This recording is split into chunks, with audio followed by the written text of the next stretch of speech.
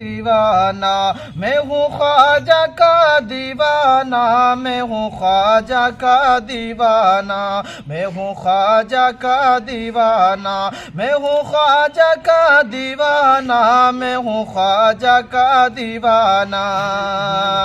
ہے آپ میرے مجھ کو کسی کا بھی غم نہیں، ہے آپ میرے مجھ کو کسی کا بھی غم نہیں، کہ ہے آپ میرے مجھ کو کسی کا بھی غم نہیں، ہے آپ میرے مجھ کو کسی کا بھی غم نہیں، در آپ کا میرے لیے جنت سے کم نہیں۔ میں ہوں خواجہ کا دیوانہ، میں ہوں خواجہ کا دیوانہ، میں ہوں خواجہ کا دیوانہ۔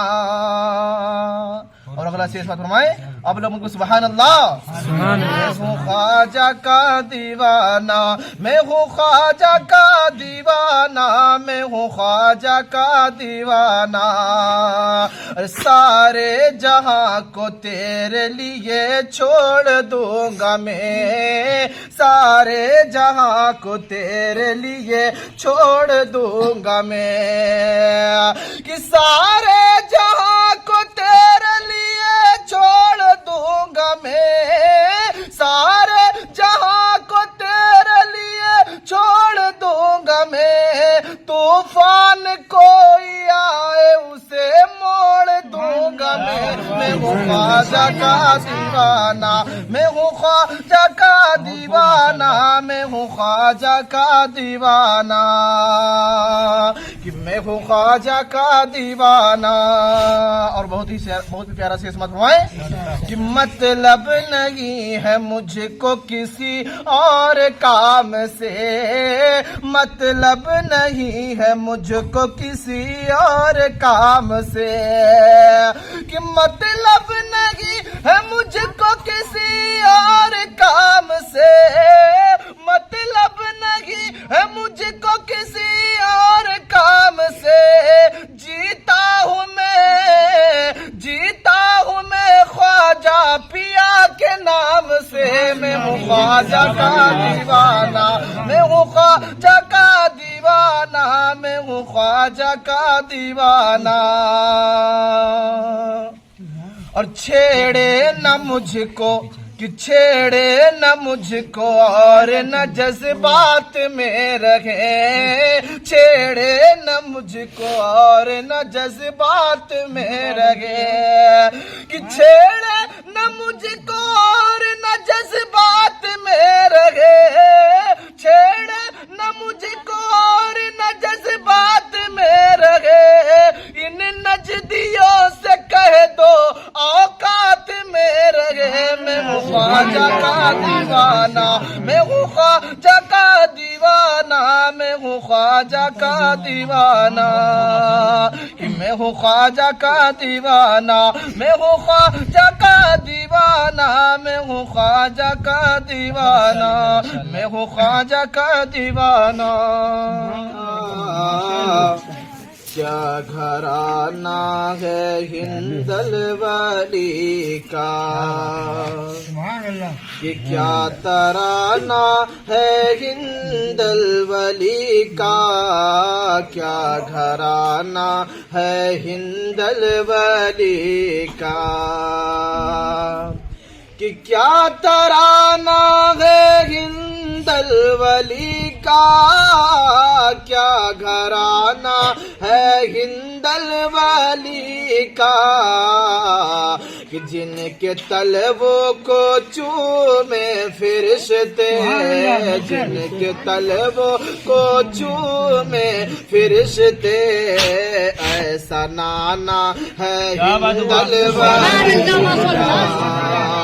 کہ جن کے طلبوں کو چومے فرشتے،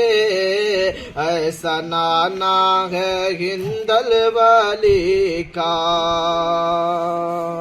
تاثیر فرمائیں کہ اس لیے در پہ میلہ لگا ہے، اس لیے بھیڑ ہر دم لگی ہے، کہ اس لیے در پہ میلہ لگا ہے، اس لیے بھیڑ ہر دم لگی ہے،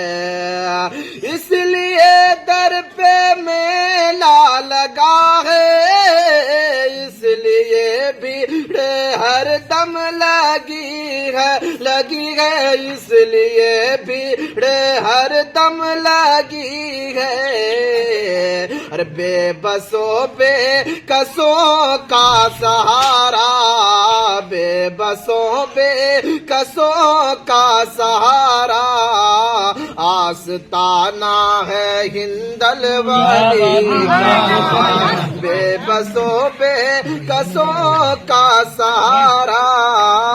آستانہ ہے ہندل والی کا، کہ بے بسوں بے کسوں کا سہارا، آستانہ ہے ہندل والی کا۔ الا ان اولیاء اللہ لا خوف علیہم ولا هم يحزنون، صدق اللہ مولانا العلی العظیم وصدق رسولہ النبی الامین الکریم، ونحن على ذلك لمن الشاہدین والشاکرین والذاکرین والحمد للہ رب العالمین۔ عشق و محبت کے ساتھ میں دوسری پڑھی، اللہم صلی علی سیدنا مولانا محمد بارک وسلم، صلاۃ و سلام علیک حبیبی یا رسول اللہ صلی اللہ تعالی علیہ وسلم۔ محترم حضرات، نوجوان دوستوں، پیارے عزیز بچوں، آج یہ مدرسہ مسعودیہ فیض الرسول میں ایک جشن میلاد النبی صلی اللہ علیہ وسلم جو منایا گیا، وہ خواجہ خواجگان حضرت سیدنا خواجہ معین الدین چشتی اجمیری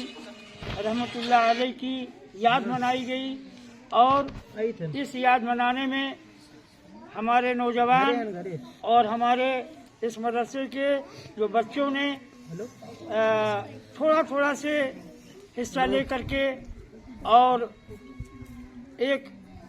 فاتحہ خوانی کی عرس منایا۔ یہ عرس حضرت سیدنا خواجہ معین الدین چشتی اجمیری رحمۃ اللہ علیہ کی بہت ہی پرانی تاریخ ہے، اور آج وہ تاریخ، اور آج ہی نہیں بلکہ ہر سال آنے والے 6 تاریخ کو ملک کے غیر ملک والے بھی اور ہمارے ملک والے بھی اس تاریخ کو منایا کرتے ہیں، جس کو خواجہ معین الدین چشتی رحمۃ اللہ علیہ کے چھٹی کی تاریخ سے جو ہے کہ مشہور کیا گیا ہے۔ یہ آج چھٹی کی تاریخ ہے، آج 6 تاریخ ہے، اور اس ولی کی ذکر ہوتا ہے، اس ولی کا عرس منایا جاتا ہے جس ولی نے اپنی کرامت کو ظاہر کر کے سارے دنیا والوں کے سامنے رکھ دیا کہ اللہ نے مجھے بے مثال کرامت عطا کیا ہے۔ خواجہ معین الدین چشتی اجمیری رحمۃ اللہ علیہ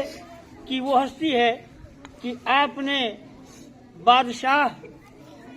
اورنگزیب کی وہ تواریخ موجود ہے کہ بادشاہ اورنگزیب حضرت سیدنا خواجہ معین الدین چشتی اجمیری رحمۃ اللہ علیہ کی درگاہ پر حاضر ہوئے،